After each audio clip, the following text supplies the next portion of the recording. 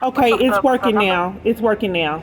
What happens is it'll cut off and different things, which I wanted to report. So I recorded my calls, and I was what I was stating about the jails, how I get mistreated in jails, and how he bought off courts and all that. And I have false arrest in the 20s, and I believe he's railroading me. And I get mistreated in jails. I get threatened, and then I've been assaulted. They don't let me go to court. They put me in isolation. They do unwarranted searches, take snacks and food items and all kind of weird things they do. They deprive me of programs and all kind of different things to like re-entry programs for inmates and any kind of programs to build your life up. They don't, and law library and different things like that, regular library, recreation, all kind of things of that sort. When you say railroading, what do you mean by that? I just told you. What was your name again? My name is Joynae, Joynae. Okay. So you're saying that he's like basically depriving you when you say railroading. And I'm sorry, what were you with? I'm with the Fort Worth Police Data Reporting Unit. Okay. Yes, so I believe that he's buying off these people to treat me like this. There's also a custody agreement with dispute with my daughter. I've been threatened too many times. I would get threatened 2 or 3 times a day. And I met someone on the street since I'm forced into homelessness out of abuse. And a girl told me that this guy had hired someone to threaten her and pull a knife on her. I didn't know that people existed that with that frame of mind. But people really with that frame of mind exist that hire people to threaten people and mistreat them like that. So it didn't make sense for me to get threatened 2 or 3 times a day. It was on body cam. It was on cameras that I would get threatened that often, but police wouldn't investigate it. They would tamper with evidence and deny an investigation, so there would not be any evidence of my experience. They would repetitively do miscellaneous reports and deny investigation of my reports, which I thought was a felony. There's still more. There was thefts. He brought the family court for interference with child custody. The judge, Mary Murphy, took my child custody rights away that I've never met. She got hit April 19th. CPS has been covering for it, multiple different locations. I have had these people harassing me that say that they know you don't know the party's name. You didn't ask the party's name. Don't you need to know who I'm reporting? Yes, sorry, I do have so far piece of those Mary Murphy. And then the party that you said that You don't know who the stalker is. Are you covering for him? No, ma'am, I'm not. How are you going to take a report of a stalker if you don't have his name? I was listening to what you were saying. What's been going on. I'm going to ask her his name later on in the report once I actually start making the report. Is this going to be investigated? A detective will be assigned to your case. Okay, so do you need to know the party's name? Yes, ma'am, I will. I was going to ask later on during the report. Okay. So just go ahead and give me the name. It's Jason Gardner of Vivid Images, Baton Rouge. It was Jason Gardner? Yes, that's who I believe is doing this. So I would get a lot of threatening calls. I almost got 300 calls in one day for people that claimed that they knew him. They would call me all the time, degrade me, insult me, threaten me. I had identity theft. I even had stolen food stamps in a crisis. And the police denied me investigation. I had money stolen out of my account. And they denied investigation for that and threatened to take me to jail for trying to report it. Dallas police at police headquarters on camera footage. They use intimidation and bullying whenever I'm trying to report these crazy events going on in my life, which are most of it has been trapped on camera. I've been ran off roads, which has been on camera footage too. And once someone ran me off the road, I got out my car because they kept on trying to say that they were delusions. I got out the car, recorded it, showed it to the police and New Beginnings caseworkers. The police came and interrupted me and forced me to leave New Beginnings and set out an appointment a month away. I came to a support group because they set up the appointment so far away. I came to a support group. Police came, interrupted me at the support group, assaulted and arrested me, and took me to jail for attending the support group. Garland Police. So, but here's the thing. He has this person that is putting these people online.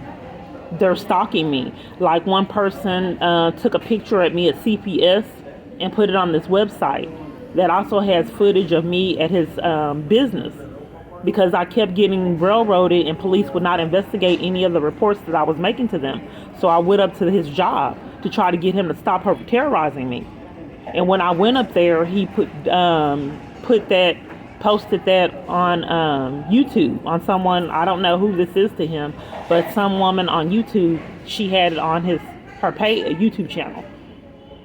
So multiple parties on this YouTube are calling people, causing havoc. They're calling people and claiming that that people that are calling these people are calling hotels and different people, and they're the reason why these people are denying me services. But before they even started this, these people were denying me services before.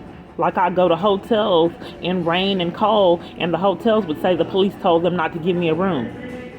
I would go to 2 or 3 hotels a day and get denied services. I would start at 3 or 4 o'clock in the evening and would not be able to get a hotel room till like 11 o'clock, almost midnight.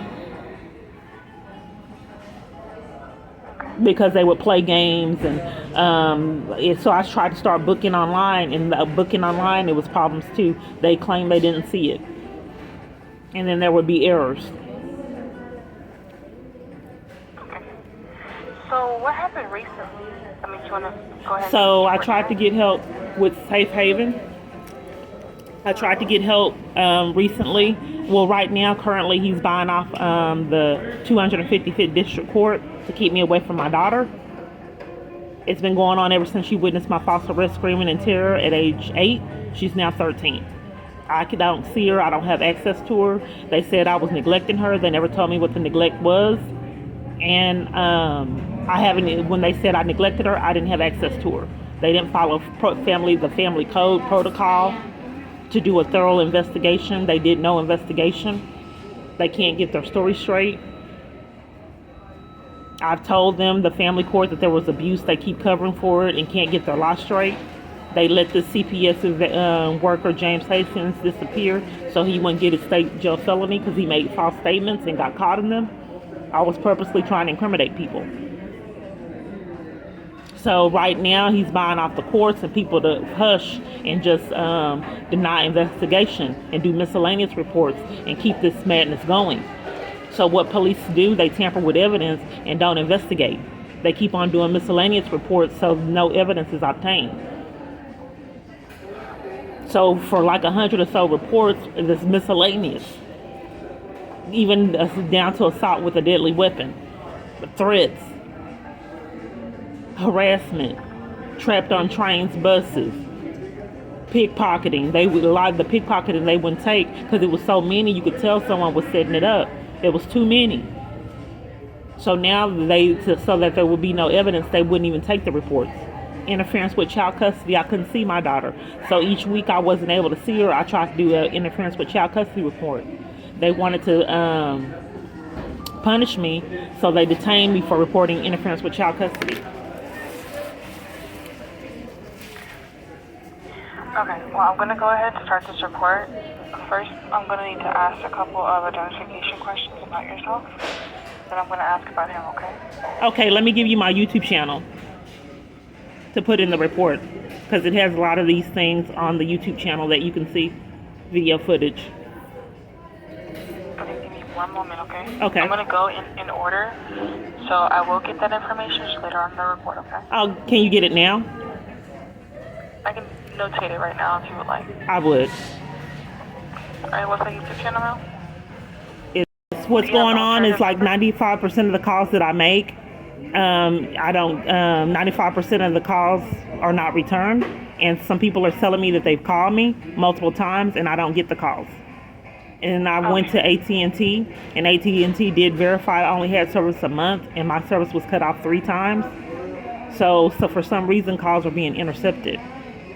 People are calling me and it's going to a voicemail that's full, and my voicemail isn't supposed to be full. So I don't get the voicemail or even know that they called. I've called all kind of different places, and 95% of those calls are not getting returned. Okay. Do you have a good email address? Part of my experience, so I go to all these different organizations and places to get assistance, and they all retract on help. So they don't want me to get any education on domestic abuse or anything on how to get these people to the charges. So it's like a lot of civil rights violations. That's what I experience now.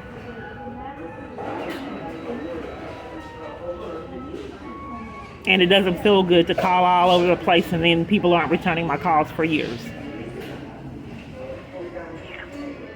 I just called CPS, and the CPS worker stated that they just opened a case June something and then closed it. They don't even talk to me, and they open the cases and close it, and then they don't even have any evidence that the case even was ever there.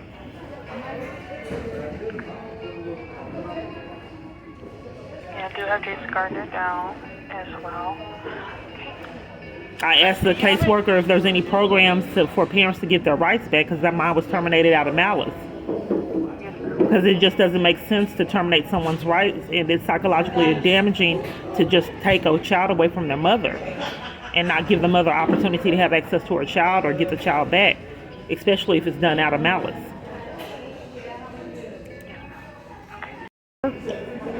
Your report number is going to be 23. Did you say 23? Yes, ma'am. Okay. 00. Okay. 855 60. Okay, can you repeat that one more time? Yes, ma'am. The number is going to be 23 00 855 60. Okay. The next number I'm going to give you is a Fort Worth Police non-emergency number. Okay. That number is going to be 817 392 4222. And if you have any additional information you'd like to add to your report in the future, please contact us at that number in reference to your report number, and we can get the information added. When am I going to get the investigator? Because it's vital that I be able to use my phone, and I'm not getting my calls. And the providers are saying that the police need to investigate it. Okay, so when it comes to having a detective on your case, it will take a couple of days. I cannot give a definite time when a detective will be assigned, because the reports do have to go through a process of being approved before they come to the detective. I'm sorry? So regarding a detective being on your case, there will be a detective on your case, but it will take some time. I cannot give a definite time when, because the reports do have to go through a process first. What's the process? Just being approved by, per se, my supervisor and being assigned, whoever assigns the cases to the detective. Okay, so now since I have a stalker and there's corruption, you're denied an investigation. No, ma'am, I'm not denying you investigation. No, I have been denied an investigation. So I have said a lot of incriminating things, and there's things going on with the family court. These are felonies that are easily proven. Now, but what we're going to do, I'm going to go ahead and finish your report, and a detective will be assigned to your case. But they will not be assigned today. It will be